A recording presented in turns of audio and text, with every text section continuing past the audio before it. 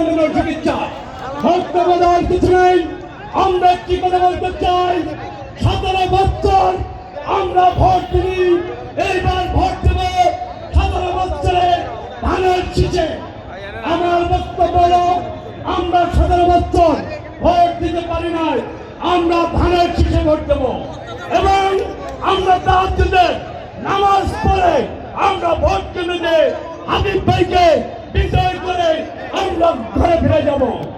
আমাদের মাঝে উপস্থিত আছেন সমস্ত থানা শ্রমিক দলের আহ্বায়ক স্বাধীন, সাধারণ সম্পাদক জসিম, খিলগাঁও থানা শ্রমিক দলের আহ্বায়ক আমির হোসেন, খিলগাঁও থানা শ্রমিক দলের সাধারণ সম্পাদক সাধন, মুক্তা থানা শ্রমিক দলের কুদ্দুস গাজী, সাধারণ সম্পাদক বিধান, যুগ্ম আহ্বায়ক মোহাম্মদ আলী, শেখ জাহাঙ্গীর সহ সকল নেতৃবৃন্দকে এই সমাবেশ থেকে অভিনন্দন জানিয়ে আমার বক্তব্য শেষ করছি।